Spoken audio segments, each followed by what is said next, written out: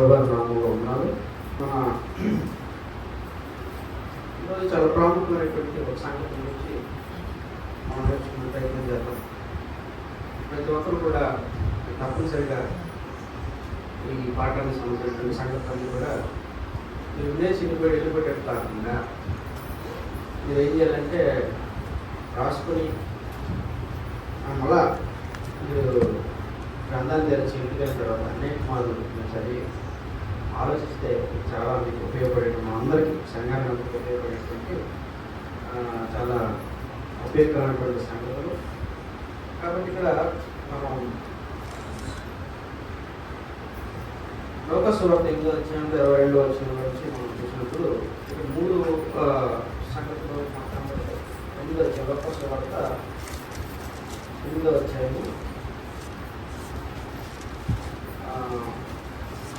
9 నుంచి 22 నుంచి 25 వచనాలు.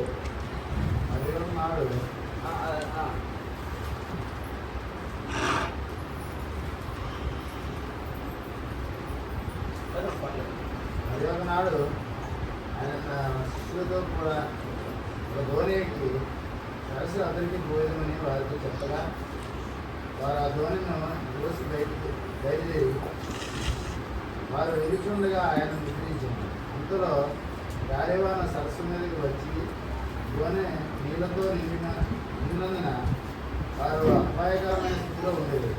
కనుక ఆయన వద్దకు వచ్చి ప్రభువా నశించుకోవచ్చున్నామని చెప్పి ఆయన లేదు. ఆయన లేచి గాలిని నీటి పొంగును గద్దింపగానే అవి అన్ని నిమ్మలమైంది. అప్పుడు ఆయన ఈ విశ్వాసం ఎక్కడ అని వారితో అన్నాను.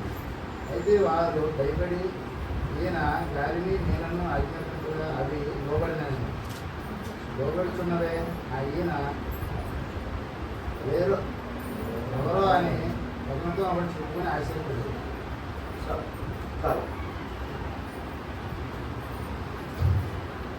ఇక్కడ మనకు కనబడేటువంటి సంగతి ఏంటంటే శిష్యులు ఆయనతో కూడా అనేక సంవత్సరాలు వేసుకోగలుగుతున్నారు. ఎంతో కాలంగా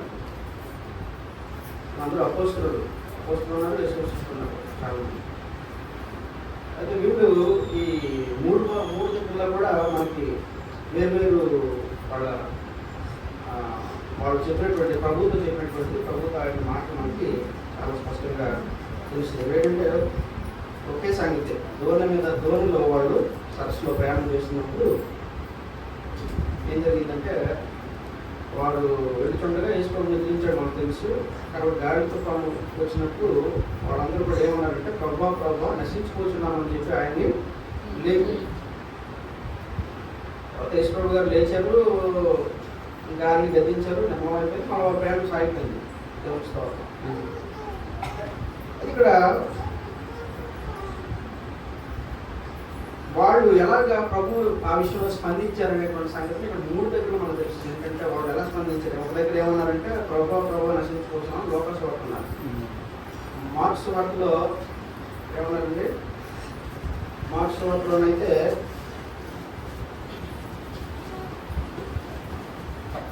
ఆయన మార్క్స్ వార్త మీరు చదవండి 4వ అధ్యాయంలోని 35 నుంచి బోధకుడా మేము నశించుకోవచ్చున్నాం, నీకు చింతలేదా అని ఆయనతో అంటారు. కాబట్టి ఇక్కడ వాళ్ళు ఎలా స్పందించారు, దానికి యేసుక్రీస్తు ఏం సమాధానం ఇచ్చారనేది తీసుకెళ్ళాక స్పష్టంగా చదవండి. కాబట్టి ఇక్కడ వాళ్ళు అడగడం తప్ప అంటే నశించిపోతున్నాం ప్రభావం కాపాడడం అడగడం తప్ప అంటే తప్ప అండి, తప్పేం కాదు. ప్రార్థన చేయడం తప్ప, దేవా అపాయంలో ఉన్నాం, ఆపదలో ఉన్నాం, సహాయం చేయండి అని అడగడం తప్ప ఏం కాదు. ప్రభువుని వేడుకోవడం. ఇంత చేసుకోబోయే ప్రభువే చెప్పారు ప్రార్థన చేయండి. కాబట్టి ఇక్కడ వీళ్ళు ప్రార్థన అంటే మన కృతజ్ఞత పూర్వకంగా మీ విజ్ఞాపనను ఆయనకు తెలియజేయండి అన్నాడు. కృతజ్ఞత పూర్వకమైన విజ్ఞాపన ఉండాలి. తండ్రి దయతో కనికరించండి, మీ చిత్తమైతే సహాయం చేయండి, అది ప్రార్థన. కానీ ఇక్కడ వీళ్ళు చేసినటువంటి స్పందన ఏంటంటే యేసుప్రభు శక్తిని వాళ్ళు సవాల్ విసురుతున్నారు.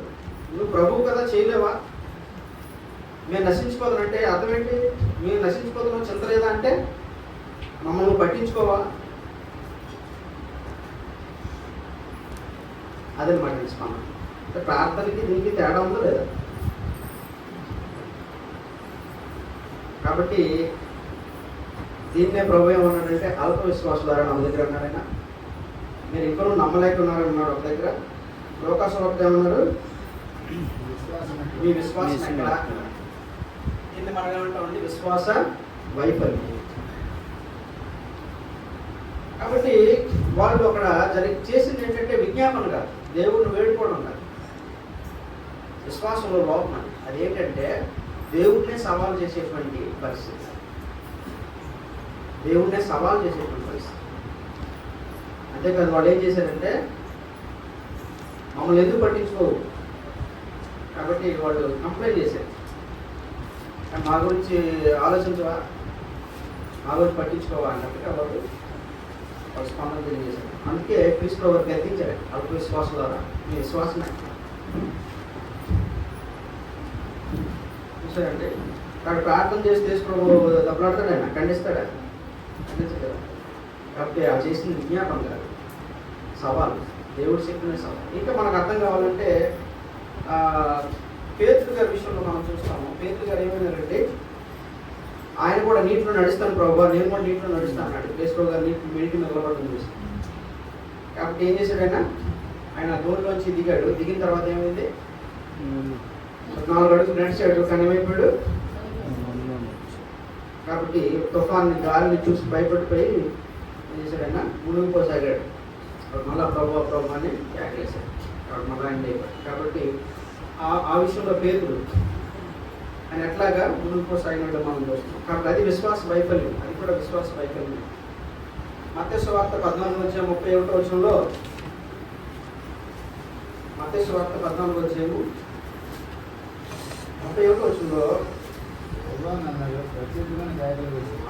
అక్కడ ఏమన్నాడంటే ప్రభువా నన్ను రక్షించమని కేకలు వేశాడు.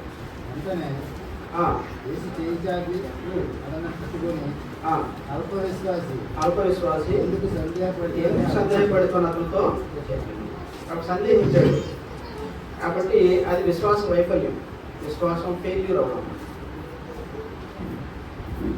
గమనించండి, వీళ్ళందరూ కూడా ప్రభుత్వం ఉన్నటువంటి వాళ్ళే, అపోస్తులు, శిష్యులు. వీళ్ళేమో అప్పటికప్పుడు వచ్చిన వాళ్ళు కాదు, యేసు ప్రభువుని అప్పటికప్పుడు చూసి వెనక అమ్మడించిన వాళ్ళు కాదు. చాలా కాలంగా ప్రభువుని అమ్మడిస్తున్నటువంటి వాళ్ళు. మనకి ఇంకా బాగా తెలిసినటువంటి సంగతి లోకాసు వార్తలో 22వ అధ్యాయంలో మనం చూసాం. పేతురు ప్రభువుని గురించి పొంకడం. ఎన్నిసార్లు పొంకాడు? 3 మార్లు పొంకాడు. నాకు తెలియదు అన్నాడు. నేను ఎరగ నేర్చుకోమంటే అన్నాడు. అప్పుడు అది ఏంటది అంటే పేతురు ఎంత స్థాయికి వెళ్ళిపోయాడంటే బ్రిమ్ అంటా ఉందండి ఇంగ్లీష్లో, అంటే అంచుల వరకు వెళ్ళిపోయినాడు, ప్రమాదపు అంచుల వరకు వెళ్ళిపోయినాడు. ఇంకా ఆయన యేసు ప్రభువును కాదని, ఇంకా లేదని, నాకు ఆయనతో సంబంధం లేదని పోవాల్సినటువంటి వాడు, పరిగెత్తిపోవాల్సినటువంటి వాడు, విడిచిపెట్టేసి వెళ్ళిపోవడానికి సిద్ధమైపోయినాడు. అంటే ఆయన విశ్వాసం చూడండి. ఒకప్పుడు అదే వ్యక్తి ఏమన్నాడు? మత్తయి సువార్త 16వ అధ్యాయంలో ప్రభువా నువ్వు సజీవుడు దేవుని కుమారుడైనా క్రీస్తు అన్నాడు. క్రీస్తు అన్నాడు. అర్థమవుతుంది. ఇంకో చోట అన్నాడు ప్రభువా నీ కోసం ప్రాణం ఇవ్వడానికైనా సిద్ధమే అన్నాడు. కాబట్టి ఇలాంటి వ్యక్తి ఎంత విశ్వాసం అంటే ఇలాంటి నమ్మకం ప్రభువును జరిగినటువంటి వాడు అంటాడంటే అది వాస్తవం. కాబట్టి ప్రభువుని ఏమన్నాడైనా 3 సార్లు నేను నా నిరాకరణ పొందాడు. ఇంకో విషయం చెప్తే మనకి ఆశ్చర్యకరమైన విషయం. యేసు ప్రభు గారు ప్రార్థన చేశారు. ఎవరి విషయంలో? పేతురు విషయంలో. ఏం ప్రార్థన చేశారండి? పేతురు గురించి అన్నాడు ఆయన 31వ వచనంలో. అదే మత్తయి సువార్త 14:31 మాట్లాడుకుంటారు. మత్తయి సువార్త 14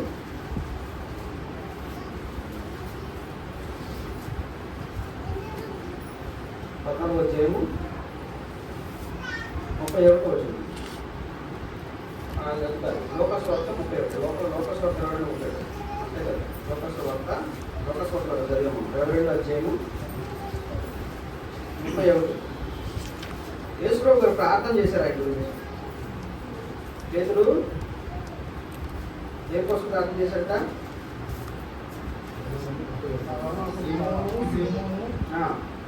ఇదిగో సాతాను మిమ్మల్ని పట్టి సాతానును పట్టి గోధుమలే జన్మించినప్పుడు మిమ్మల్ని కోరుకొనేను కానీ నీ నమ్మిక తప్పిపోకున్నట్లు మీ నమ్మిక తప్పిపోకున్నట్లు నీ కొరకు వేడుచున్నాను. నేను నీ వరకు వేడుకుంటుంది. నీ మనసు తిరిగిన తర్వాత నీ సహోదరుని స్థిరపరచమని యేసుక్రీస్తు ప్రభువు ప్రార్థన చేశారు. ప్రార్థన చేయడం వల్ల త్రుటిలో తప్పిన ప్రమాదం. మీరు ఎప్పుడన్నా విన్నారా? త్రుటిలో తప్పిన ప్రమాదం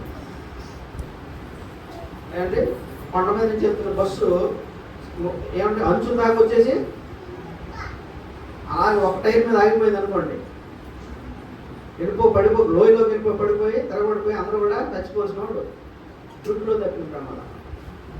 కాబట్టి పేతురు విషయంలో ఆ విశ్వాస వైఫల్యం అనేది మనకు శాశ్వతంగా అందులో నుంచి పూర్తిగా లేవలేని పరిస్థితుల్లో, నాశనం అయిపోయే పరిస్థితుల్లో వెళ్ళిపోవాల్సినటువంటి వాడికి యేసుక్రీస్తు ప్రభువు ఏం చేశారంటే ప్రార్థన చేశారు. కాబట్టి ఆయన తాత్కాలికంగా అయింది, మన బయట రాగలిగాడు.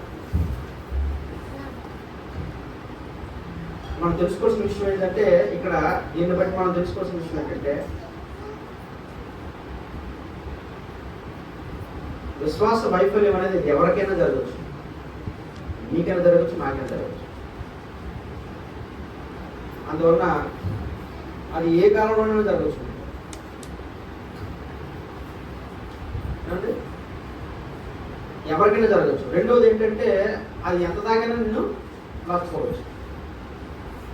కాబట్టి వీళ్ళందరూ కూడా అపోస్తలులు దేవుని యందు విశ్వాసం ఉంచినటువంటి వారు, అనేక సంవత్సరాలుగా ప్రభుత్వం ఉన్నటువంటి వారు.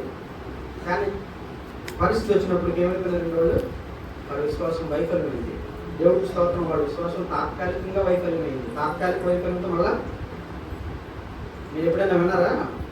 చావు తప్పి కన్ను కొట్టబోయినట్టుగా బయటికి వచ్చారు. చావు తప్పి కన్ను కొట్టబోయినట్టు తెలుసు కదా మీకు. చచ్చిపోవలసినటువంటి వాడు కన్ను పోగొట్టుకొని వచ్చాడు. కన్ను పోగొట్టుకోవడం బెటర్ కదా చచ్చిపోవడం కంటే. అదే కాబట్టి అలాంటి పరిస్థితుల్లో వాళ్ళందరూ కూడా బయటకు వచ్చారు. అందువలన విశ్వాస సంబంధమైనటువంటి పోరాటం అనేది చిన్నదే ఉండాలి. కాబట్టి మనం నిరంతరంగా జాగ్రత్తగా లేకపోతే ఎవరైనా సరే మనం శాశ్వతంగా దేవుని దూరం అయిపోయే ప్రమాదం మన ఆలోచన. అందుకే కొద్ది బతికలో 5:12 అన్నాడు. ఏమన్నాడైనా మీరు విశ్వాసంగా 13 మీరు విశ్వాసంగా వారు ఉన్నారో లేదో మిమ్మల్ని మీరే పరీక్షించుకోండి. ఎప్పటికప్పుడు మనం పరిశీలన చేసుకోకపోతే, మనం ఆడే మాటలు ఆలోచన విషయంలో పరిశీలన చేసుకోకపోతే నేను ఏమైపోయే ప్రమాదం ఉందంటే పడిపోయే ప్రమాదం. చాలా మంది అనుకుంటారు దేవుడు నమ్ముతున్నాం కదండి, విశ్వాసం అనేది పడిపోతాం. చాలా మంది దేవుడు నేను నమ్ముతాను కదా. దేవుడు నమ్మటం విశ్వాసం కాదు. మరి దేవుడు నమ్మలేదా ఏంటి? తెలీదా యేసుక్రీస్తు సజీవుడని దేవుడు కుమారుడని? కాదు. సమస్య వచ్చినప్పుడు, సందర్భం వచ్చినప్పుడు దేవుడు మాటను బట్టి, దేవుడు ఆలోచనను బట్టి, దేవుడి చిత్తం బట్టి ప్రవర్తించడం విశ్వాసం కలిగి ఉండడం. ఈ పరిస్థితి వచ్చినప్పుడు ఏ పరిస్థితుల్లోనైనా కూడా దేవుని మాటకు లోబడి ఉండడం విశ్వాసం కలిగి ఉండడం. దేవుడు తెలిసి ఉండడం విశ్వాసం కాదు. తిరుపతి 11వ అధ్యాయంలో 6వ వచనంలో ఏమన్నాడంటే విశ్వాసం అంటే దేవుడు ఉన్నాడని తను వెతుకువారికి ఫలం దయచేవాడని నమ్మడం కదా. అంటే దేవుడు ఉన్నాడని నమ్మడం అవసరం. అక్కడితో ఆగిపోవడం దేవుడు విశ్వాసంగా పరిగణించడం లేదు. అదే యాకోబు పత్రికలో ఏమన్నాడంటే దేవుడు కూడా నమ్మి మునుచుచున్నది. కాబట్టి దేవుడు ఉన్నాడని నమ్ముతున్నావు మంచిదే, కానీ అది విశ్వాసం కాదు. దేవుడు ఏం చెప్పినాడో అనుగుణంగా నువ్వు ప్రవర్తించడం, స్పందించడం అది మామూలప్పుడు జరగచ్చండి. కానీ పరిస్థితి వచ్చినప్పుడు, సమస్య వచ్చినప్పుడు దేవుడికి అనుకూలంగా దేవుడు చెప్పిన మాటను బట్టి, దేవుడి చిత్తాన్ని బట్టి స్పందించడం అది విశ్వాసం. కాబట్టి దానికి మనం సిద్ధపడి ఉండాలి. అదే కాబట్టి ఇక్కడ విషయం ఏంటంటే దేవుడు ఉన్నాడని నమ్మకం విశ్వాసం కాదు. తను వెతుకు వారికి ఫలము దయచేయడం నమ్మను కదా. వెతుకు వారికి ఫలం అంటే అర్థం ఏంటి? నువ్వు ఏం చేస్తున్నావో దాన్ని బట్టి నీకు ఫలితం ఉంటుందనే సంగతి నువ్వు నమ్మాలి కదా. అది విశ్వాసం. విశ్వాసం అంటే దేవుడు నమ్మడం. చాలా మంది ఏమనుకుంటారంటే విశ్వాసం అంటే దేవుడు నమ్ముతున్నాడు, యేసుక్రీస్తు నమ్ముతున్నాడు, నేనేమి విగ్రహాలు నమ్మట్లేదు కదా. అది విశ్వాసం కాదు. దేవుడు చెప్పిన మాటను బట్టి నువ్వు విధేయత చూపకపోతే, ఆయన చిత్తానుకూలంగా నువ్వు స్పందించకపోతే, ఆయన మాటను బట్టి ప్రవర్తించకపోతే నువ్వు విశ్వాసం కాదు. అది నేను రక్షించే విశ్వాసం కాదు అన్నాడు దేవుడు. ఆ విశ్వాసం నేను రక్షించదు. కాబట్టి నీ విశ్వాసము క్రియల్లో వ్యక్తపరచబడాలి అని చెప్పండి.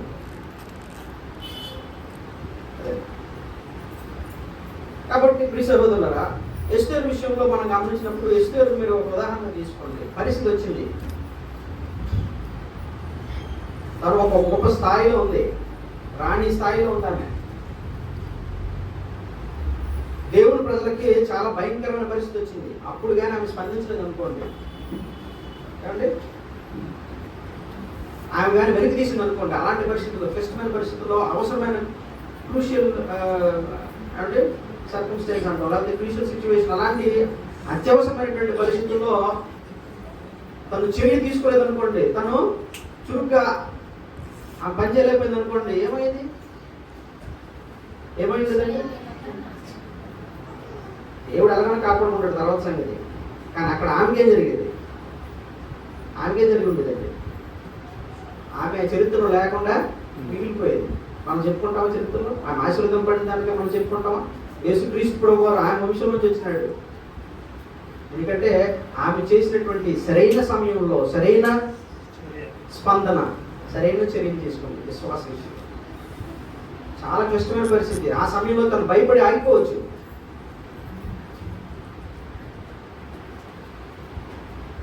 భయపడి రాజు కమ్మో వెళ్తే ఏం చేస్తాడు? ఎవడైనా రాజు అనుమతి లేకుండా రాజమందిరంలో ప్రవేశిస్తే ఏం జరుగుతుంది? మరణదండన. కాబట్టి చచ్చిపోతానన్న భయంతో, లేకపోతే నాకెందుకు వచ్చింది ఈ పరిస్థితి, నేను ప్రార్థన చేసుకుంటానులే, నేను దేవుడికి మొక్కుకుంటానులే అనుకుని ఉంటే కోటలో ఉండుంటే, సరైన సమయంలో సరైన స్పందన కానీ తను కనపరచకపోతే, ఆ క్లిష్ట సమయంలో ఏమైంది? తన విశ్వాసం విఫలమైంది, వైఫల్యమైంది, waste. Faith is wasted. Wasted faith. మీకు అర్థమవుతుందా?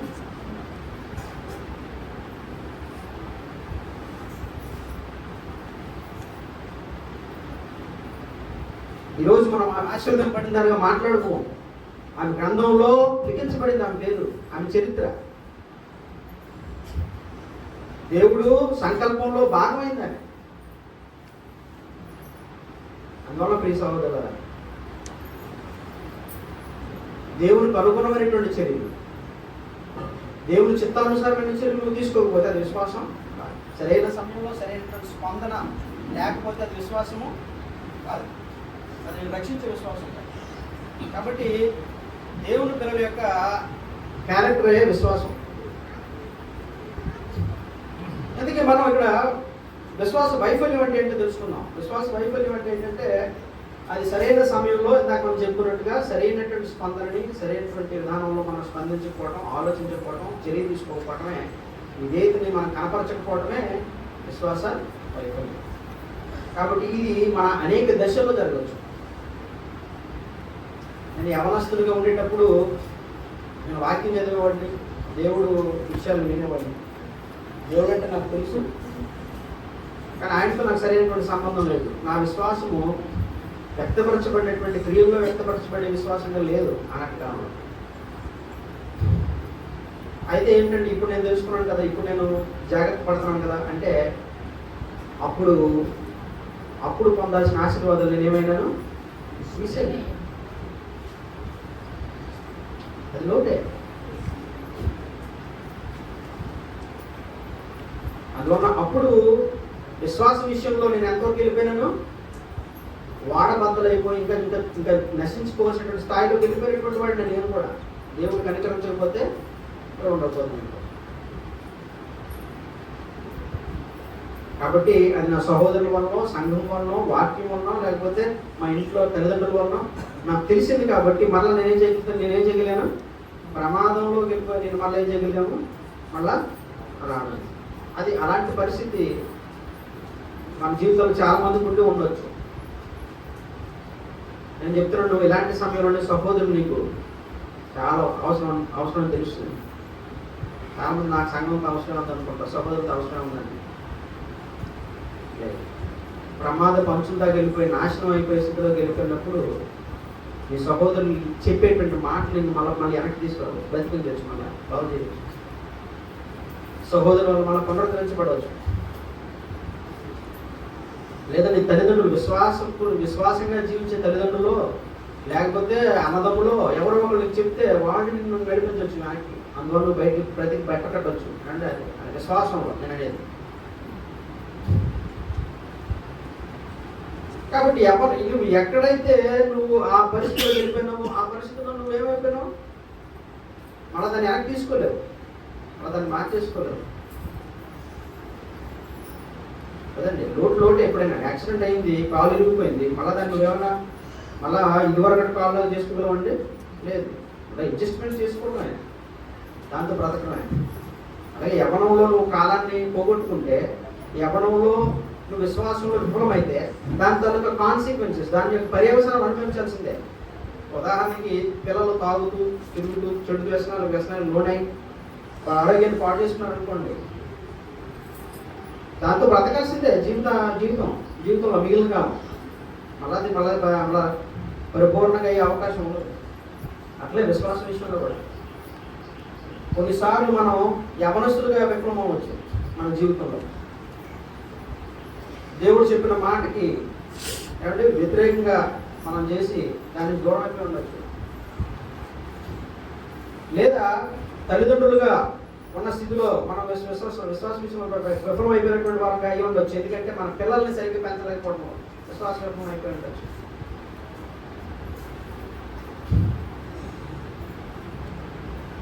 లేదా వృద్ధాప్యంలో దేవుడి పనిలో విశ్వాస వైఫల్యం అయిపోయి ఉండొచ్చు. కాబట్టి ఏ జీవితంలో ఏ భాగంలో వస్తుందో మనం చెప్పలేము. కానీ ఆ పరిస్థితి వచ్చినప్పుడు నువ్వు ఎలా ఉండాలి?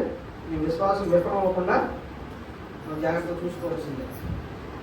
ఏ చాప్టర్ ఆఫ్ వైఫల్యం రావచ్చు, విశ్వాస వైఫల్యం ఎప్పుడైనా జరగచ్చు, అది ఎవరికైనా జరగచ్చు వైఫల్యం. కాబట్టి నువ్వు ఎంతో స్పృహతో జాగ్రత్తగా ఉంటేనే కానీ వాక్యంని, అందుకే చాలాసార్లు దేవుడి వాక్యం జాగ్రత్త మెలకువగా ఉండండి అని చెప్తుంది. మేము దేవుడి వాక్యం ఏమంటే అనవసరంగా ఏం చెప్పేది కాదు, ఇది అనుకోకుండా చెప్పే విషయాలు కావాలి. ఇందువల్ల జాగ్రత్తగా మనం గమనించాలి. కాబట్టి ఇక్కడ మనం ఎంతమందిని చూడలేదు, మన సంఘంలో ఎంతమంది ఉండేవారు, కానీ ఎంతమంది ఈరోజు కుటుంబాలను బట్టి ఏం చేశారంటే సంఘాన్ని ఉంచుకుంటూ వెళ్ళిపోయిన లేరా, పిల్లలను బట్టి ఆ పరిస్థితి వచ్చేటప్పటికి అమ్మ పిల్లలు నన్ను చూస్తారో చూడటం, నా పరిస్థితి ఏంటి, సంఘంతో ఉంటున్న పిల్లలు నన్ను చూడరేమో, వాళ్ళతో పాటు వెళ్ళకుండా నన్ను చూడరేమో అని ఎంతమంది వెళ్ళిపోయిన లేరండి సంఘంలో నుంచి, సత్యంలో తిరుగుతున్న లేరు. నేను చిన్నప్పటి నుంచి చదువుతున్నాను, సంఘంలో ఎంతమంది ఉండేవారు, ముందు నుంచి ఉన్న వాళ్ళకి తెలుస్తుంది, ఎంతోమంది మనతో ఉండేవారు, ఎంతోమంది చాలా మంది వెనక్కి వెళ్ళిపోయి ఉన్నారు. విశ్వాస వైఫల్యం. కాబట్టి సహోదరులారా, విశ్వాస వైఫల్యములకు కారణాలు ఏంటి, దాన్ని ఎలాగ మనం జాగ్రత్తగా దాన్ని అధిగమించాలి అనేటువంటి విషయాల గురించి మనం చూద్దాము. కానీ ఈరోజు మనకు సమయం బట్టి అసలు కారణాలు ఏంటనేవి మనం చూద్దాం. కానీ ఇక్కడ మొట్టమొదటి మనం తెలుసుకోవాల్సినటువంటి విషయం ఏంటంటే, రెండు విశ్వాసాలు ఉన్నాయి. విశ్వాసం అంటే రెండు విశ్వాసాలు ఏంటంటే అంటారండి. ఒకటేమంటే ఒక్కటైన విశ్వాసం, దాన్ని ఏమన్నారంటే ది ఫెయిత్.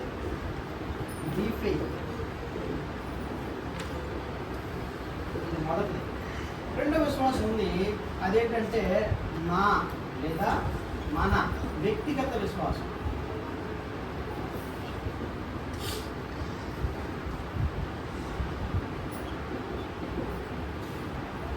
కాబట్టి ఇది పర్సనల్ ఫెయిత్, అవర్ ఫెయిత్.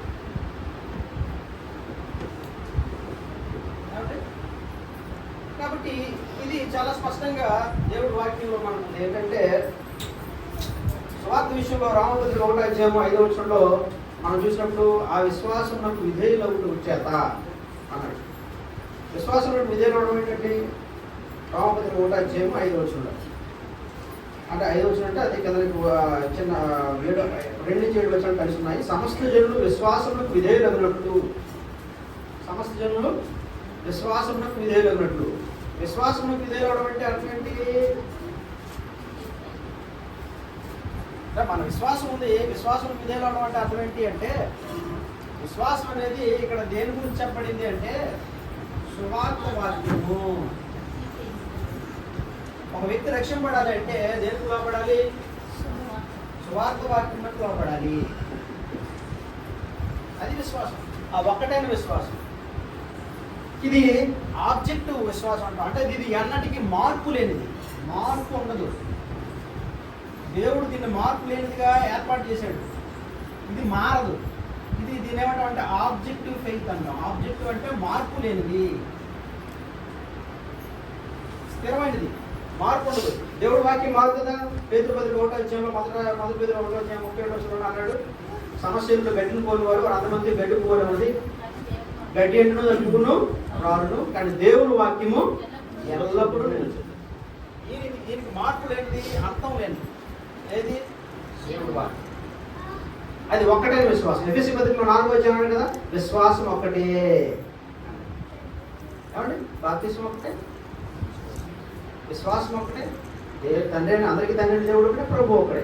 విశ్వాసం ఒకటే. ఈ విశ్వాసం ఒకటే విశ్వాసము. అటు నీది వేరుగా నాది వేరుగా ఉండదు. చాలా మంది సంఘాల్లో మార్పులు, వారి ఆలోచనలు వేరువేరుగా ఉండవచ్చు. ఇప్పుడు మత శాఖలో ఉన్నటువంటి వారు ఎందుకు వాళ్ళ విధానాలు వేరుగా ఉంటాయి? ఒక్కొక్క సంఘ విధానం ఒక్కొక్క విధానంలో మారిపోయింది. కారణం ఏంటంటే ఎఫెసీ 4:4 అంతా అది దాని గురించే మాట్లాడుతుంది. దేవుడి వాక్యం అలా లేదు. దేవుడి వాక్యం ఒకటే. అందుకే దేవుడు ఖచ్చితంగా చెప్పినాడు, మీలో కలహం కలతలు లేక, విభేదం లేక, ఏక మనసుతో ఏకతాత్పర్యంతో ఉండాలన్నాడు దేవుడు. అంటే ఎందుకంటే దేవుడు వాక్యంలో there is no way it can be divided. నీకు మార్పు చెందడానికి, మారిపోవడానికి అవకాశం లేదు. ఆ ఒక్కటైన దేవుడు మాట అంటే నువ్వు కూర్చొని నేర్చుకోవాలంతే. there is no other way. దేవుడు ఏం చెప్పినాడో దాన్ని కూర్చొని నువ్వు ఆలోచించి ఆ ఒక్కటైన దాన్ని అనుసరించాల్సిందే. అంత శక్తివంతమైనది, అంత పరిపూర్ణమైనది దేవుడి మాట. రోమపత్రిక 16 చాలా మంది ఏమంటారంటే, రోమపత్రిక తీసుకొని విశ్వాసం ఉంటే చాలండి, దేవుడు నమ్మితే చాలు, ఇంకేం చేయని అవసరం లేదు అనేటువంటి ఆలోచన చెప్తారు. కానీ ఇక్కడ రోమపత్రిక మొదట్లోనే విశ్వాసం, విధేయత అనేది అవసరం. విధేయత అనేది అంటే ఈ విశ్వాసమునకు నువ్వు విధేయత చూపితే అది నా విశ్వాసం అవుతుంది, నీ విశ్వాసం అవుతుంది. అర్థమవుతుందండి? కాబట్టి విశ్వాసము 16 చూడండి, రోమపత్రిక 16 25 అక్కడ కూడా అంటే రోమపత్రిక మొదలవడంతో అంతమవడంతో విశ్వాసం గురించి చెప్పినాడు. చూడండి, విధేయత గురించి చెప్పినాడు ఆయన. సమస్తమైన అనుజనులు విశ్వాసమునకు విధేయులగునట్లు. మళ్ళీ విశ్వాసమునకు విధేయులగునట్లు అంటే ఇక్కడ విధేయత, ఈ వాక్యమునకు విధేయత చూపాలి. విధేయత అవసరం. ఈ విధేయత నువ్వు చూపినప్పుడు ఇది నీ విశ్వాసం అవుతుంది, నా విశ్వాసం అవుతుంది.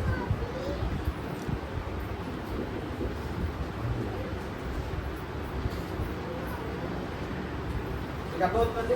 కాబట్టి ఇది మార్పు లేనిది, ఇది అన్నిటికీ మారదు. ఈ విశ్వాసము ఇది అన్నిటికీ నశించదు,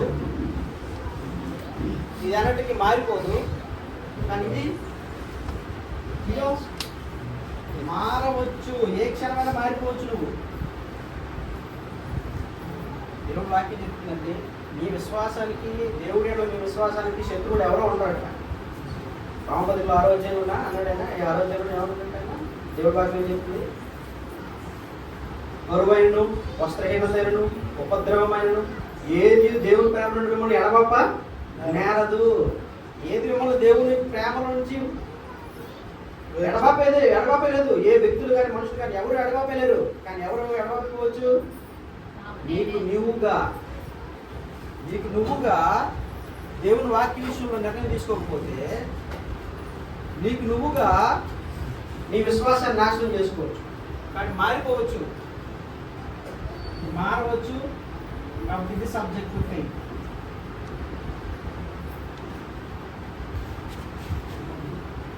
మీకు అర్థమవుతుందండి.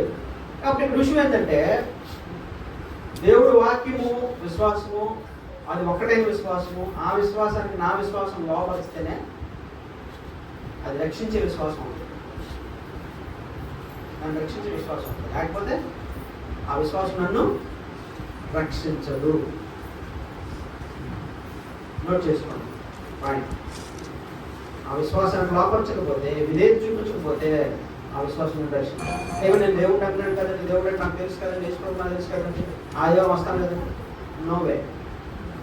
దేవుడు దాన్ని రక్షించే విశ్వాసంగా పరిగణించడం లేదు. కాబట్టి యోధా పత్రిక 3వ అధ్యాయంలో ఒకే అధ్యాయం ఉంటుంది. 3వ వచనం ఏమన్నాడంటే పరిశుద్ధులకు ఒక్కసారి అప్పగింపబడిన బోధ అన్నాడు. పరిశుద్ధులకు ఒక్కసారి అప్పగింపబడిన బోధ. ఇది ఒక్కసారి అప్పగింపబడిన బోధ. మార్పు ఉంటుంది ఇంకా. అది విశ్వాసం, ఒక్కటైన విశ్వాసం. ఎందుకంటే దేవుడు వాక్యాన్ని శ్రద్ధగా మనం నేర్చుకోవాలి. అసలు దేవుడు చిత్తమేంటో నేను తెలుసుకోవాలి. ఎందుకంటే నేను దానికి విధేయత చూపించకపోతే ఏమవుతాను, నేను నశించిపోతాను. అందుకు దేవుడి వాక్యం నేర్చుకోవాలి. దేవుడి వాక్యం మీద శ్రద్ధ ఎందుకు కలగాలి, శ్రద్ధ అనుకుంటా నాకు. ఆ వాక్యాన్ని నేను నేర్చుకోకపోతే నా జీవితం, నా విశ్వాసం వేస్ట్ అవుతుంది, వ్యర్థం అవుతుంది. అందుకు దేవుడు వాక్యం నేర్చుకోవడంలో నువ్వు శ్రద్ధ చూపించాలి.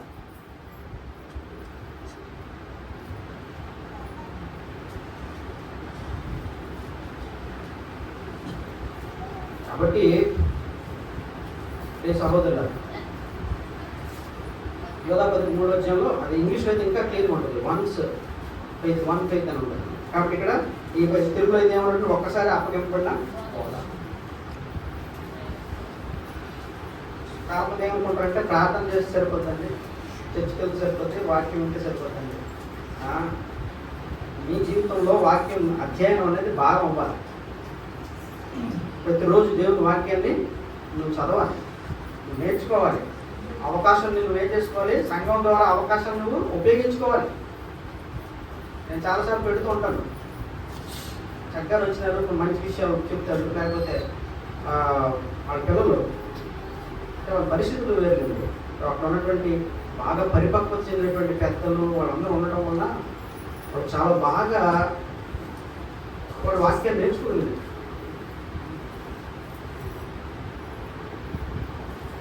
ఇప్పుడు మనకి భారతదేశ వాతావరణంలో అంటే పరిపక్వం చెందినటువంటి వారు లేరు. ఏదో అధికారుల కోసం పాటుపడేవాళ్ళు, ఏదో ఒకలాగా అంటే వాళ్ళు స్వలాభం కోసం పరిగెట్టే వాళ్ళు ఉన్నారు. కానీ ఇంకా ఆ స్థాయి ఇంకా రాలేదు.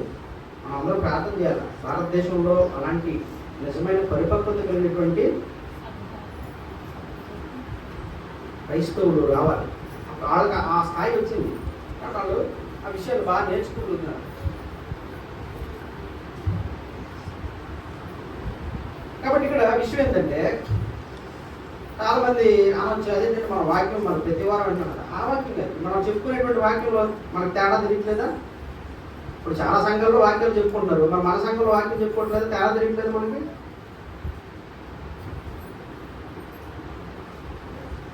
తెలియాలి. మనం ఇంకా పూర్తిగా దేవుడు శక్తిని మనం చూడలేదు. ఇంకా కొంచెం ఇంకా చూస్తున్నాం టేస్ట్. కాబట్టి ఇక్కడ విషయం ఏంటంటే రోమపత్రిక 10వ అధ్యాయంలో 17వ వచనంలో ఏమన్నాడంటే వినుట వలన విశ్వాసము కలుగును. కాబట్టి ఏంటి వినుట వలన విశ్వాసం కలుగును? క్రీస్తుని గురించిన మాట, అంటే దేవుడు వాక్యం వినటం వలన, ఈ ఒక్కటైనటువంటి బోధన వినటం వలన నీకు విశ్వాసం కలుగుతుంది.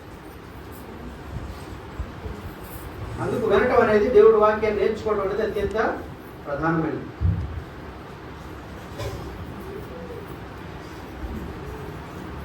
నేను second sir Saturday youth meeting పెట్టినాం. యవనస్తులకి ఆన్లైన్. ఎవరు పాల్గొన్నారు? ధనంజయ్ పాల్గొన్నాం. ఏమన్నా నీకు అది ఏమైనా అవసరమైనట్టు అనిపించదు లేదా? మా అందరికీ, మిగతా వాళ్ళందరికీ ఉపయోగపడిందా? దానిలో నీ దేవుడి వాక్యం ఎంత బలమైనదో అర్థమైందా లేదా? వింటుంటే దాని బలం తెలుస్తుంది. దేవుడి వాక్యం యొక్క శక్తి మీకు అర్థమవుతుంది. నేను నేర్చుకుంటుంటే దాని శక్తి నాకు అర్థమైంది. నాకేమో అనుకోకుండా వచ్చేసింది కాదు, తెలిసింది కాదు. చాలా క్రీస్తు సంఘాల్లో లేదు ఇది, నాకు తెలుసు. మనకు అవకాశం ఉంది, దేవుడు ఇచ్చాడు, కానీ దాన్ని మనం వినియోగించుకోవాలి. కాబట్టి ఇక్కడ తిమోతి రాసిన మొదటి పత్రిక 5వ అధ్యాయం 8వ వచనంలో మనం చూస్తాం ఏంటంటే,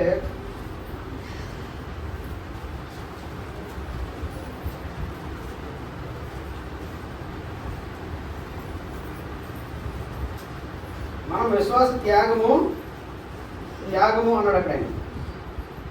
అంటే విశ్వాసం నుండి తొలగిపోయేటువంటి పరిస్థితి ఉంటుంది అని దేవుడి వాక్యం చాలా స్పష్టంగా చెప్తుంది. చాలా మంది డినామినేషన్లోని మత శాఖలు ఏం చెప్తారంటే యేసుప్రభుని నమ్మితే చాలంటే మరి ఇంకా చచ్చిపోయినా పర్లకు వెళ్ళిపోతుంది, నువ్వేం చేయాల్సి లేదు అంటే దేవుడు నమ్మితే చాలు, ఆడు మరి ఎన్నటికీ నాశనం అవ్వడు అని చెప్తారు. అది క్యాల్వినిస్టిక్ ఫెయిత్ అంటాం. కానీ దేవుడి వాక్యం ఏం చెప్తుందంటే తిమోతి రాసిన పత్రిక 5వ అధ్యాయంలో 8వ వచనంలో విశ్వాస త్యాగం చేసిన వాడే అనే మాట ఉంది. విశ్వాస త్యాగం చేయడం అంటే అర్థం ఏంటి? ఎవడైనా తన ఇంటి వారిని పట్టించుకోకపోతే వాడు విశ్వాస త్యాగం చేసిన వాడు అని. అవిశ్వాస కన్నా చెడ్డవాడు. నేను దేవుడు నమ్ముతున్నానండి కానీ నా ఇంట్లో వాళ్ళని చూడండి అంటే వాడు అవిశ్వాస కన్నా చెడ్డవాడు అన్నాడు. విశ్వాసం లేదు అన్నాడు, దానికి ఏం చెప్తాం?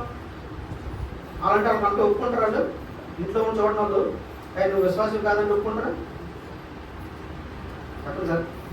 ఇంట్లో వాళ్ళు చూడనటువంటి వాళ్ళు, ఇంట్లో వాళ్ళు పట్టించుకున్నటువంటి వాళ్ళు, తల్లిదండ్రులనో లేకపోతే ముసలినో లేకపోతే ఇంట్లో ఉన్న విధవరాండ్రనో, ఇక్కడ విధవరాండ్ర గురించి సందర్భం మనం ఏమంటామంటే విధవరాండ్ర సంఘం హెల్ప్ చేయాలండి కాదు. దేవుడు ఏం చెప్పినట్టు 5వ అధ్యాయం ఇంటికే చదవండి. విధవరాండ్రకి ఎవరు హెల్ప్ చేయాలా? ఎవరు చూసుకోవాలా? ఇంట్లో వాళ్ళు చూసుకోవాలి. ఎవ్వరు లేరనుకోండి అప్పుడు సంఘం, ఎవ్వరు లేకపోతే అది కూడా క్వాలిఫికేషన్ చెప్పినాడు. ఎవరైతే సంఘంలో పరిచయం చేసిన స్త్రీ ఉంటుందో, విశ్వాసం కలిగినటువంటి స్త్రీగా సంఘంలో అనేక సంవత్సరాలుగా సేవ చేసిన స్త్రీ అంటారు. పరిశుద్ధుల పాదాలు కడిగింది అంటారు. పరిశుద్ధ పాదాలు కడగడం అంటే పరిశుద్ధుల అవసరంలో పాల్గొని వాళ్ళకి అవసరంలో మేలు చేసింది అయితే, ఎవ్వరూ తోడు లేకపోతే, ఏకాకి అయితే అలాంటి వాడికి సంఘం సహాయం చేయాలి. నాకు తెలిసిన సంఘాలు ప్రే చేస్తే ప్రే సంఘాలు చాలా మంది విడో హోమ్ పెట్టినారు. విడో హోమ్ అంటే ఏంటి తెలుసా? చాలా మంది ఇంట్లో సంఘంలో ఉంటారు, చాలా మంది ముసలి ఆ కుర్రోళ్ళు అందరూ కూడా డబ్బుల్లో ఉంటారు. చాలా మంది అనాథాశ్రమాలు కడతారు. అనాథాశ్రమాలు అంటే ఎవరు లేరు కదా, కానీ తల్లిదండ్రులు ఉంటారు. వాళ్ళు తీసుకొచ్చి ఎవరు లేరు, అనాథాలు ఎవరు దొరకరు, తల్లిదండ్రులు ఉన్న వాళ్ళందరూ తీసుకొచ్చి రెండో హోమ్ జాయిన్ చేసుకొని డబ్బుల కోసం చేస్తూ ఉన్నారు. అది కాదు సంఘం పని. కాబట్టి ఇక్కడ ఆ సందర్భంలో చెప్పినటువంటి విషయం మనం అందులోకి వెళ్ళలేదు, తర్వాత ఎప్పుడైనా మనం మాట్లాడుకుందాం. కానీ ఇక్కడ ఏమన్నాడంటే విశ్వాస త్యాగం చేసినవాడు, ఇంట్లో వాళ్ళు చూడకపోతే, ఇంట్లో వాళ్ళు పట్టించుకోకపోతే వాడు ఏమన్నాడంటే విశ్వాసం కాదు అన్నాడు. మనం ఒప్పుకుంటామా? ఒప్పుకుంటామంటే వాళ్ళకి అవసరమైనది మనం చూడకపోతే, వాళ్ళకి మేలు చేయకపోతే, వాళ్ళు పట్టించుకోకపోతే, కొడుకులు అమ్మ నాన్న పట్టించుకుంటారా? అమ్మ నాన్న మాట వింటారా? కోడళ్ళు అండి, కోడలండి పట్టించుకున్నారా? ఇంట్లో వాళ్ళు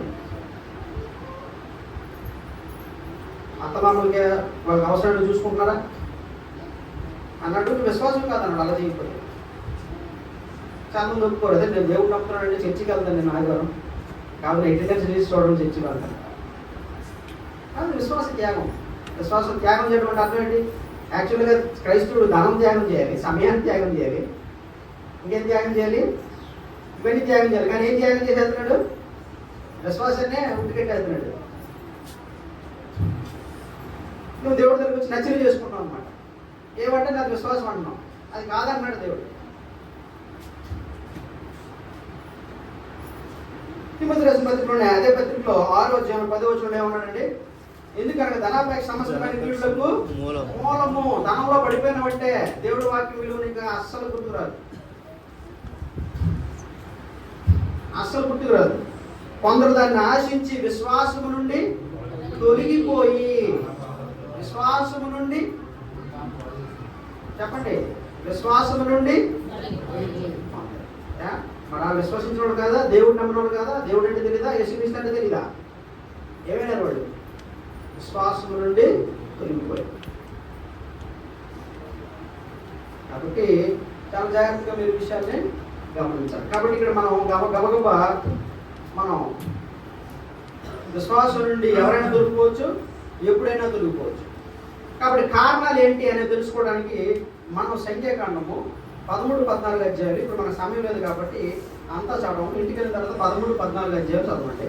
సంఖ్యాకాండం 13 అధ్యాయము 14 వచ్చింది. 13 అధ్యాయం 14 అధ్యాయం 2 అధ్యాయులు మీరు ఇంటికి వెళ్ళి చదవండి. అక్కడ 13 అధ్యాయంలో జరిగినటువంటి సంగతిని గబగబా మీకు వివరించేస్తాను. ఏంటంటే మోషే దేవుడి చేత ఆజ్ఞాపించబడి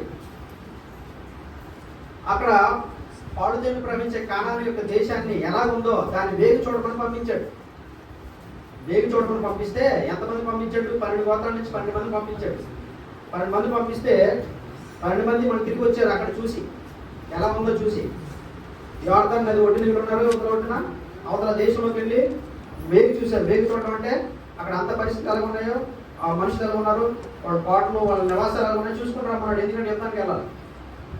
తిరిగి వచ్చి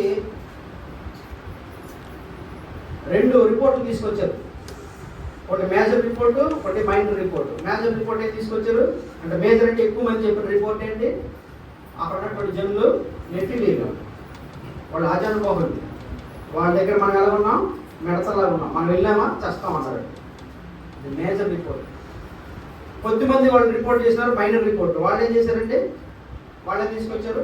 అందులో యోసేపు, అది యెహోషువ, కాలేబు, యెఫున్నె కుమారుడు కాలేబు, వీళ్ళిద్దరు మాత్రం ఏం చెప్పారు, లేదు లేదు దేవుడు మనల్ని ప్రేమించి మనల్ని అవకాశం ఇచ్చాడు, దేవుడు మన పక్షాలు ఉన్నాడు, దేవుడు మనకు ఆ దేశాన్ని మన మన మన హస్తగతం చేస్తాడు, మీరు ఎందుకు ఇలా మాట్లాడుతున్నారు అన్నారు. కానీ మెజారిటీ ఎక్కువైపోయింది. ఈ మైనారిటీ ఏం చేయలేకపోయినారు. ఏం చేశారంటే వాళ్ళందరూ కూడా తిరుగుబాటు చేశారు.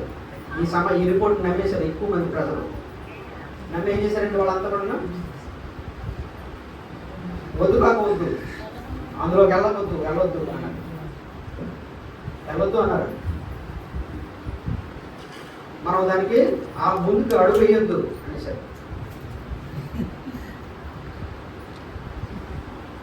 కాబట్టి వీళ్ళు ఏం చేయగలిగారంటే, తక్కువ రిపోర్ట్ ఉన్న వాళ్ళు ఏం చేయగలిగారా, ఏం చేయలేరు. అప్పుడు ఏం జరిగిందంటే దేవుడిని విశ్వసించలేదు వాళ్ళు. అప్పుడు వాళ్ళు 40 సంవత్సరాల అరణ్యంలో తిరిగి చచ్చిపోయారు. 40 సంవత్సరాలు 40 years.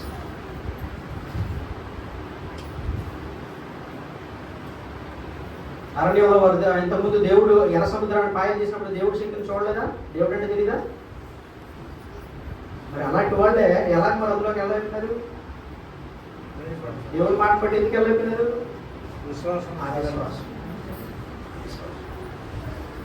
విశ్వాసం విఫలమైంది.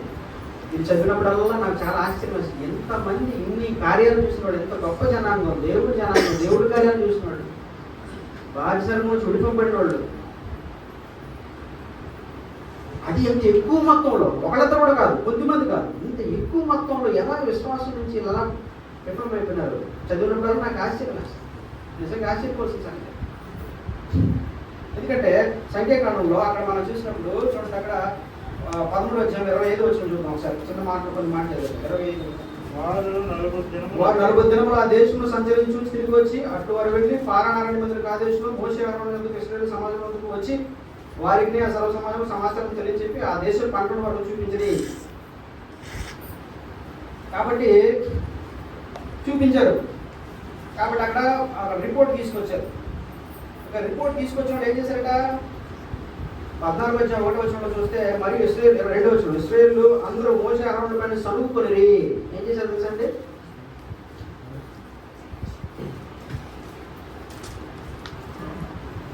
మీరు ఇంటికి చదివితే 31 అయితే అతనితో కూడా పోయిన మనుషులు ఆ జనులు మనకంటే బలవంతులు.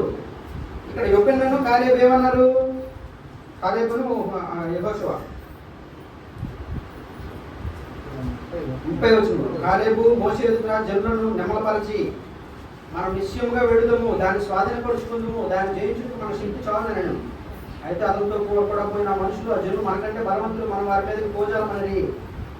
మరియు వారు తాము సంచరించి చూసిన దేశం గురించి ఇశ్రాయేలుతో చెడ్డ సమాచారం చెప్పి ఏ సమాచారం చెప్పారంటే వాళ్ళు చెడ్డ సమాచారం, వాస్తవం కాదు అంటే వాస్తవం అంటే అది నిజం కాదని కాదు, కానీ వాళ్ళు దేవుడి మాటలు కాకుండా వ్యతిరేకంగా విశ్వాసాన్ని పాడు చేసేటువంటి మాటలు చెడ్డ సమాచారం చెప్పి మేము సంచరించిన దేశము తన నివాసులు భక్షించు దేశము అని చెప్పారు.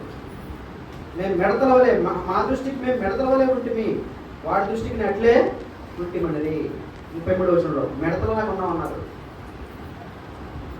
అంటే ఇన్ఫీరియారిటీ కాంప్లెక్స్, అంటే తను తక్కువగా చూసుకోవడం, అలాంటి స్థితిలోకి వెళ్ళిపోయినారు వాళ్ళంతా. 14వ వచనంలో చూడండి, 14 వచనంలో మరి ఇశ్రాయేలు అందరూ మోషే అహరోను పైన సణుకుకొనిరి. ఏం చేశారంటే వీళ్ళంతా కూడా మోషే అహరోను మీద సణుకున్నారు. మోషే ఎన్ని సంవత్సరాలు పెట్టండి, 40 సంవత్సరాలు ఆ అరణ్యంలో వాడితో కూడా పడ్డాడు. ఎన్ని పాటలు పడ్డాడు అన్నాడు. కాబట్టి వారి కోసం ప్రార్థన చేశాడు. కాబట్టి అలాంటి ఆయన మీద ఏం చేశాడు, సనుక్కోవడం మొదలెట్టాడు. అంతేకాదుట, ఎవరైతే ఈ సమాచారం చెప్పారో చేద్దాం మనం అని అన్నారో వాళ్ళు ఏం చేయాలనుకున్నారట, రాళ్ళతో కూడా చంపాలనుకున్నారట మోషేని. మిగతా ఎవరైతే సమాచారం చెప్పి వెళ్దాం పదండి దేవుడు మనకి ఇస్తాడని చెప్పారో వారి మీద ఏంటట, 8వ వచనం 14:8 యెహోవా మనకి ఆరంభించిన ఆ దేశం మనం చేసి దాన్ని మనకించును, అది పాడుతున్న ప్రపంచ దేశం గట్టుకుని యెహోవా మీద తిరగబడుకుడి, ఆ దేశ ప్రజలకు భయపడుకుడి, వారు మనకు ఆహారం మగుదురు, వారు నీడ వారి మీద తొక్కిపోయిను, యెహోవా మనకు తోడే ఉన్నాడు, వారికి భయపడకూడండి. ఆ సర్వ సమాజం వారిని రాళ్లతో కొట్టి చంపవలనగా. అప్పుడు దేవుడే ప్రత్యక్షంగా దిగితేనే కానీ అలా ఆగలేదు, దాన్ని చంపేసి ఉండేవారమ్మా. అదే మా సరే, విశ్వాసం యొక్క వైఫల్యం ఎంత ఘోరమైందో. చంపడానికి కూడా, దైవజనుడిని చంపడానికి కూడా అనగలదు, అది విశ్వాస వైఫల్యం. దేవుడు వాక్యం చెప్పే వాళ్ళని తిరుగుబాటు చేయడం కూడా వాళ్ళు అనగలేదు, అది విశ్వాస వైఫల్యం. చంపడానికి అయ్యా చేద్దాం, దేవుడు మాటను బట్టి చేద్దాం అన్న వాళ్ళకి చంపడానికి కూడా తిరగబడాలంటే అది విశ్వాస వైఫల్యం. కాబట్టి ఇక్కడ మనం చూసినప్పుడు వాళ్ళు ఇన్ని సంవత్సరాలు కూడా మన జాగ్రత్తగా గమనిస్తే దేవుడు అబ్రహాము చెప్పినటువంటి విషయాలు తెలియవా వాళ్ళకి? అబ్రహాం దేవుడు ఏం చెప్పాడు, మీకు ఏమన్నాడు, వాగ్దానం చేశాడు, నీకు పాలితే మీకు నేను గొప్ప జనాంగంగా చేస్తాను, ఆ జనాంగాన్ని నేనేం చేస్తాను, గొప్ప దేశాన్ని ఇస్తాను. కాబట్టి ఇవన్నీ చదువుకోలేదు వాళ్ళు. దేవుడు చేసిన వాగ్దానం, అబ్రహాం చేసిన వాగ్దానం వాళ్ళు తెలియదా ఇశ్రాయేలుకి? సరే, ఐగుప్తు బానిసంలో ప్రార్థన చేయలేదు వాళ్ళు, వాళ్ళే ప్రార్థన చేశారు కదా. మోషే వచ్చినప్పుడు ఆయనతో బయలుదేరారు కదా, మోషే చేసిన అద్భుతాలు చూశారు కదా, కల్లారా తెగుళ్ళు చూశారు కదా, దేవుడు చేసిన అద్భుతాలు చూశారు. ఎర్ర సముద్రాన్ని పాయ చేసినప్పుడు చూశారు లేదా, చూశారు. సరే, ఇప్పుడు తిరుగుబాటు చేసిన తర్వాత అరణ్యంలో 40 సంవత్సరాలు తిరిగినప్పుడు, తర్వాత కొన్ని తిరుగుబాటు చేసిన తర్వాత, విశ్వాస వైఫల్యం అయిపోయిన తర్వాత అరణ్యంలో తిరుగుబాటు చేసినప్పుడు దేవుడు నమ్మలేదా వాళ్ళు? దేవుడు వాళ్ళు మేలు పొందలేదా? అన్నాను పొందారు, ఇంకే పొందారు, మాంసం పొందారు, నీళ్లు పొందారు అరణ్యంలో. ఇవన్నీ పొందలేదా? దేవుడిని మరి నమ్మలేదా? కానీ మరి వాళ్ళందరికీ నాశనం అయిపోయారు. ఇది కీలకమైనటువంటి సందర్భం అన్నమాట, వారి విశ్వాస వైఫల్యం. కాబట్టి దేవుడిని నమ్మున్నావు లేదా, దేవుడు ప్రార్థన చేస్తే నీకు ఏం జరుగుతున్నది అది కాదు. అక్కడ దేవుడు చెప్పింది చేయలేదు, కాబట్టి ఏమైనా నువ్వు దేవుడికి వ్యతిరేకంగా పనిచేసావు. కాబట్టి నీ విశ్వాస వైఫల్యం, విశ్వాసంలో నీ విశ్వాసం వేస్ట్ అయింది, వ్యర్థమైంది, విశ్వాసం వ్యర్థమైన. వాళ్ళు 40 సంవత్సరాలు తిరగాల్సి వచ్చింది అరణ్యంలో, జీవితం వేస్ట్ అయిపోయింది. వాళ్ళ జీవితం వేస్ట్ అయిందా, వాళ్ళ పిల్లల జీవితాలు కూడా 40 సంవత్సరాలు వేస్ట్ అయినాయి. వాళ్ళంతా చచ్చిపోయిన తర్వాత వాళ్ళ పిల్లలు అప్పుడు మళ్ళా ఆ కానాన్ దేశంలోకి వెళ్ళారు. అందువల్ల విశ్వాస విఫలం మన జీవితాన్ని నాశనం చేస్తుంది, మన విశ్వాసాన్ని వ్యర్థం చేస్తుంది, మన పిల్లలు, మన కుటుంబాన్ని కూడా నాశనం చేస్తుంది. అందువల్ల మీ సహోదరులారా, కారణాలు ఏంటి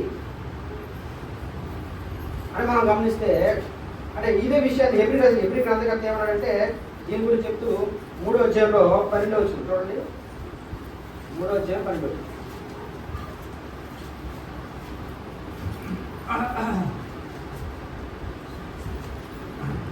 సహోదరులారా, 8 చదవండి సహోదరులు.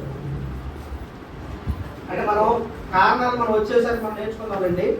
శుక్రవారం ఎప్పుడే నేర్చుకుందాం, ఎందుకంటే సమయం కావాలి. కాబట్టి ఇక్కడ చాలా ప్రాముఖ్యమైన కారణాలు తెలుసుకోవడం, అది చెప్తే మనకి చాలా విషయాలు అర్థమవుతాయి. అది మన సమయం లేదు కాబట్టి తర్వాత మాట్లాడుకుందాం. కానీ ఇప్పుడు ఇది ఎపిపతి 3వ అధ్యాయంలో 3 నుంచి 12 వచనాలు మనం చూద్దాం. నేడు మీరు ఆయన శబ్దమును విని ఎడల నేడు మీరు ఆయన శబ్దం విని ఎడల అరణ్యములో సోదర దినమందు కోపము పుట్టించినప్పటి వలె మీ హృదయములను కఠినపరచుకొనకుడి. మీ హృదయములను కఠినపరచుకొనకుడి. 40 సంవత్సరములు నా కార్యములను చూసి 40 సంవత్సరాలు నా కార్యాలను చూసి మీ పితరులు నన్ను పరీక్షించి శోధించి కావున నేను ఆ తరము వారి వలన విసిగి వీరెల్లప్పుడూ తమ హృదయాలోచనలలో తప్పిపోతున్నాడు. ఆ మార్గములను తెలుసుకోలేదు. దేవుడు చెప్తున్నాడు తెలుసుకోలేదు, వాడు ప్రయత్నం చేయలేదు, చెప్తే వినలేదు. మోసే చెప్తున్నాడు, నేను వెళ్ళలే ఆయన మాటని, తిరగబడ్డారు ఆయన మీద, తిరగబడ్డారు. కనుక నేను కోపముతో ప్రమాణం చేసినట్టు దేవుడు ప్రమాణం చేశాడు. ఏమని ప్రమాణం చేశాడండి? వారు నా విశ్రాంతిలో ప్రవేశింపరని చెప్పి దేవుడు చెప్పేశాడు, నా విశ్రాంతిలో వారు ప్రవేశించారు. విశ్రాంతిలో ప్రవేశించడం అర్థమేంటండి? వారి విశ్వాసం నశించుకున్నారు. అయితే వాళ్ళ జీవితంలో ఎన్నో మేలు పొందారు. అవన్నీ వల్ల ఉపయోగం ఉందా? దేవుడు వల్ల ఉపయోగం మేలు పొందారు? ఏం లేదు. సహోదరులారా, దేవుని విడిచిపోనట్టు విశ్వాసము లేని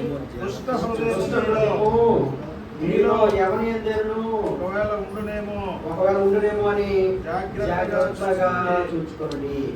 విశ్వాసం అనే దుష్ట హృదయం మీరు ఎవరికైనా ఉందేమో జాగ్రత్తగా చూసుకోండి. కాబట్టి సహోదరులారా, దేవుడి వాక్యం అందుకే మనల్ని హెచ్చరిస్తుంది. కాబట్టి నేడు ఆయన మీరు శబ్దం మీరు ఎలా కోపం పుట్టించినప్పుడు వల్ల మీ హృదయం కట్టిపరచుకోవాలని అని చెప్పిన కనుక పాపం వల్ల కలుగు బ్రహ్మచర్య మీరు ఎవరో కట్టిపరచుకుంటున్నట్లు నేడు అని కూడా సమయం ఉన్న కానీ ప్రతి దినం ఒకరు కూడా బుద్ధి చెప్పుకోండి.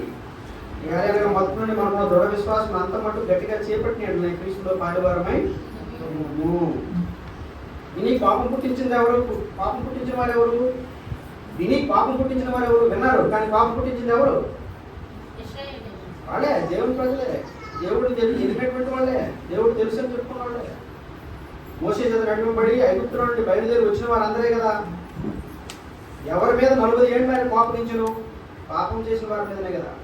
వారి శవముల అరణ్యములో రాలిపోయాను. తన విశ్రాంతిలో ప్రవేశింపరని ఎవరి గురించి ప్రమాణం చేసిన? అవిధేయులైన వారిని గురించే కదా. కాగా అవిశ్వాసం చేతనే వారు ప్రవేశింపలేకపోయినట్టు గ్రహించుచున్నాము. కాబట్టి అవిశ్వాసం అని కంప్లీట్గా విఫలం అయిపోతుంది. జీవితంలో విఫలమవుతాము. దేవుడు ఏర్పాటు చేసినటువంటి జీవాన్ని, ఆయన చేసిన మహిమను మనం పోగొట్టుకుంటాం, మన రక్షణను పోగొట్టుకుంటాం. కాబట్టి జాగ్రత్తగా ఆలోచన చేయండి సహోదరులారా. విశ్వాసం అంటే దేవుడిని తెలుసుకోవడం, యేసుక్రీస్తుని తెలుసుకోవడం, వాక్యం వినడం కాదు. అది కన్వర్ట్ అవ్వాలి. ఎలా కన్వర్ట్ అవ్వాలి? క్రియలుగా మారాలి. అది క్రియలుగా కనపరచబడాలి. కాబట్టి ఆ ఒక్క విశ్వాసము నువ్వు తెలుసుకొని నేర్చుకొని అది ఏమవ్వాలండి? నీ విశ్వాసంగా మారాలి. దానికి విధేయత చూపించాలి. అది విశ్వాసం. లేకపోతే మనం ఏమవుతామండి? విఫలమవుతాం సహోదరులారా. కాబట్టి ఇక్కడ మనకి 3 కారణాలు ఉన్నాయి. అంటే విఫలమవడానికి కారణం విశ్వాసం పాడవడానికి కారణం. కాబట్టి ఆ కారణాల గురించి మళ్ళా వచ్చేవారు మనం మాట్లాడుకుందాం. ఎందుకంటే సమయం చాలు కాబట్టి 3 కారణాలు చాలా ఇంపార్టెంట్. అది మన జీవితంలో చాలా ఉపయోగపడతాయి. బట్ మనం చెక్ చేసుకొని వాటిలో పడిపోకుండా, విశ్వాసాన్ని కోల్పోకుండా మనం ఉండగలుగుతాం. కాబట్టి వచ్చే క్లాస్కి అందరూ కూడా దీన్ని జాగ్రత్త నోట్ చేసుకొని పెట్టుకోండి. వచ్చే తరగతికి మనం కారణాలు ఏంటి, అలాగే దాన్ని ఎలాగ అధిగమించగలం అనేటువంటి విషయాలు కూడా మనం మాట్లాడుకున్నాం. కాబట్టి మీ విశ్వాసము ఎలా ఉంది? వాడ బదులైన వారి ఉందా? విశ్వాసం విఫలమవుతుందా అన్నాడు తిమోతిని. అలెగ్జాంద్రియను అనేటువంటి వాడు ఏం చేశాడట? వాడు వాడబద్దలై, విశ్వాసం అని వాడబద్దలైపోయింది అన్నాడు. చాలా కాలం పౌరులతో ఉన్నారు, కానీ విశ్వాసం ఏమైపోయింది అన్నది వదిలేసిపోయినది. కాబట్టి విశ్వాసం వాడబద్దలైపోయింది. కాబట్టి అలాంటి పరిస్థితిలో ఉందా? లేకపోతే ఈ విశ్వాసం బలహీనంగా ఉందా, ప్రమాదపు అంచుల్లో ఉందా పరీక్షించుకోవాలి. కాబట్టి ఎప్పుడు పడిపోయినా కూడా జాగ్రత్త గమనించండి. విశ్వాసం ఎప్పుడు పడిపోయినా ప్రమాదంలోనే పడే అవకాశం ఉంది. పడి నేను లేచిపోతానండి అనడానికి లేదు, చెప్పలేము. ప్రతిసారి నువ్వు లేవగలవు అనుకో. అందుకని నిర్లక్ష్యం ఉండదు. పడిపోయినా పర్వాలేదు అనుకోవడం లేదు. ఎందుకంటే పడినావా పూర్తిగా నాశనం అయిపోయే ప్రమాదం ఉంటుంది. పేతురు లాంటి వాడే ఏమైనట్టండి, అంత గొప్ప మహానుభావుడు, అంత గొప్ప అపోస్తలుడు, అంత గొప్ప విశ్వాసి, ప్రమాదంలో పడిపోవలసినటువంటి వాడు. యోధతో జ్ఞాపకం చేసుకోండి, యోధతో పోవాల్సిన యోధ ఏమైపోయాడు, 12 మందిలో ఉన్నాడే ఏమైందంటే పూర్తిగా నాశనం. అందువలన పడినప్పుడు పడిపోకుండా జాగ్రత్తగా ఉండడమే మంచిది. అని అడిగితే నేను చెప్పినట్టు విశ్వాసంలో పడిపోకుండా ఉండడానికి మనం ఏం చేయాలి, జాగ్రత్త పడాలి. పడిపోతాను లేచిపోతాను అనుకుని ఓవర్ కాన్ఫిడెన్స్ ఉండకూడదు. ఎందుకంటే పడిపోయిన తర్వాత మళ్ళీ మనం లేవకుండా ప్రమాదంలో పడిపోయే నాశనం అయిపోయే ప్రమాదం ఉంటుంది. అందువల్ల యవనస్తులు పర్వాలేదు అనుకోకండి, లేకపోతే మన విశ్వాసాలు ఎవరైనా పర్వాలేదు అనుకోకండి. ఏది పర్వాలేదు అనుకోవడం లేదు. దేవుడు వాక్య ప్రకారం మనం చాలా జాగ్రత్తగా చూసుకోవాలి. దేవుడు వాక్యానికి మనం లోబడేటట్టుగా మనం జాగ్రత్తగా చూసుకోవాలి. ప్రమాదంలో పడకుండా చూసుకోవాలి. మీ విశ్వాసం ఒక ప్రమాదంలో ఉంటే దేవుడైతే విడిచిపెట్టడు. కాబట్టి మీరు ప్రార్థన చేస్తే మళ్ళా పేతుల్లాగా వేడుకుంటే అలా మిమ్మల్ని మీ విశ్వాసాన్ని మళ్ళీ సంప్రదించాలి. ఒకవేళ దేవుడు వ్యతిరేకంగా నువ్వు పనిచేస్తావు అనుకో, ఈరోజు నువ్వేం చేయాలా, దేవుడు వాక్యానికి విరుద్ధంగా లేదా దేవుడు కాబట్టి దేవుడు చెప్పిన చిత్తానికి విరుద్ధంగా నువ్వు చేస్తుంటాయి. ఇక్కడ నువ్వేం చేయాలా, ప్రార్థన చేయాలా. ప్రార్థన చేస్తే దేవుడు క్షమించి మళ్ళీ అందులోంచి నేను బయటికి పేతురు వల్లే తీసుకురావచ్చు. ఏదో కళ్ళు చావు వరకు వెళ్ళి కళ్ళు అడ్డుపడి ఉండడం మళ్ళీ బతికి రావచ్చు. అదే కానీ ఎప్పుడైనా సరే నష్టమే, పడితే నష్టమే. ఆ నష్టం మళ్ళీ అది భర్తీ చేయలేము, అంత భయంకరంగా ఉంటుంది. విశ్వాసరూపమై విమోహం ఉండడం జాగ్రత్త చూసుకోవాలి. కాబట్టి ఇక్కడ ఇంకోటి ఏంటంటే, ఎవరైనా ఇంకా విశ్వాసంలోకి రాకపోతే, యేసుక్రీస్తుని విశ్వసించకపోతే ఈ దినమే మీరు విశ్వసించండి. ఆయన నామంలో పాపాలను కడిగి వేసుకొని పాప క్షమాపణ కొరకు మీరు బాప్తీసం పొంది దేవుళ్ళు రక్షింపడిన వారుగా ఉండాలని మిమ్మల్ని వేడుకుంటూ మిమ్మల్ని ఆహ్వానిస్తున్నాం. ఈ సమయంలో మరి ఈ అవకాశం దేవుడు మనకి ఇచ్చినందుకు దేవుని స్తోత్రాలు. మనం ఈ విషయంలో చిన్న ప్రార్థన చేసుకొని మనం ఇంకెళ్దాం. ప్రార్థన చేసుకున్నాం. ప్రేమతో పరమ తండ్రి మహమ్మద్గా ఈ వాక్యం ద్వారానైనా మీరు అనుగ్రహించిన హెచ్చరికలు బట్టి మీకు స్తోత్రంలో తండ్రి, మేము విశ్వాసం కలిగి ఉండడం అంటే ఏంటో, విశ్వాసంలో ఎక్కువమయ్యే అవకాశాలు ఎలా ఉన్నాయో మీ నుంచి దూరం అయిపోయి శాశ్వతంగా మిమ్మల్ని పోగొట్టుకున్న తండ్రి, నాశనం పడిపోయేటువంటి పరిస్థితులు ఎట్లా ఉన్నాయో అనేటువంటి సంగతులు వాక్యం మాకు తెలియపరచడానికి మీకు కృతజ్ఞతలు తండ్రి. నవరము కూడా నాయన అట్టి ప్రమాదకరమైన పరిస్థితులను వెళ్ళిపోకుండా, నాశనకరమైన స్థితిలోనికి జారిపోకుండా, ఆయన విశ్వాసం తొలగిపోయి నశించుకోకుండా తండ్రి జాగ్రత్త పడడానికి సహాయం చేయండి. అందుకొరకు మాకు ముందుగా ఉంచినటువంటి, మాకు గుర్తు కలుగుడిగా ఉంచినటువంటి ఇశ్రాయేలు చరిత్రను బట్టి స్తోత్రాలు, కృతజ్ఞతలు మా తండ్రి. వారిని బట్టి మేము దానికి కారణాలు ఏంటో, దాన్ని ఎలా అధిగమించాలో కూడా మేము తెలుసుకొని మేము అందరూ కూడా జాగ్రత్త పడడానికి సహాయం చేయమని పెట్టుకుంటున్నాం తండ్రి. కావు మా దేవ, మాకందరూ కూడా అట్టి జ్ఞానం అనుగ్రహించండి, అవగాహన అనుగ్రహించండి. మా తప్పుదారులు దిద్దుకొని మారు మనసు పొంది మీ సన్నిధిలో విజ్ఞాపం చేసి మిమ్మల్ని వేడుకునేటువంటి మనస్సు మాకు దయచండి, దీన మనసు దయచండి. ఆయన మా హృదయంలో ఉన్నటువంటి ఆయన మీదుగా ఆయన అహంకారం మీరు ఎదిరిస్తారని మీరు చెప్తున్నారు. కాబట్టి ఆ మనసు తీసివేసి పరిపూర్ణంగా మీదుగా దీన మనసు కలిగి మిమ్మల్ని వేడుకొని మీ సన్నిధిలో విధేయులుగా ఉండేటువంటి భాగ్యం, మా రక్షణని కాపాడుకునే ఆ స్థితిని మా అందరూ కూడా దయచేయమని, విశ్వాసంలో పడిపోకుండా ఎవరైనా జాగ్రత్త పడి ప్రమాదం నుంచి మేము తప్పించుకునేటువంటి వారికి ఎల్లప్పుడూ కూడా ఆయన మేము మెలకోకుండేటువంటి స్థితిని మా అందరూ కూడా దయచేయమని అటు జ్ఞానం ప్రసాదించమని పెట్టుకుంటాం. మీ పిల్లలుగా మేము మహిమపరచడానికి ఆయన మీ నామాన్ని కనపరిచేవారుగా, ఆయన మిమ్మల్ని సంతోషపరచగలిగేటువంటి వారుగా, మీ చిత్తాన్ని ఎప్పుడు కూడా మేము ఆలోచన చేసి దాని ప్రకారం జీవించే వారు ఉండడానికి సహాయం చేయమని పెడుతుంది. ఈ మనవులు మా రక్షకుడు మా ప్రభు యేసుక్రీస్తు వారి నామం పేరిట విజ్ఞానంతో సమర్పించి వేడుకుంటున్నాం పరమ తండ్రి.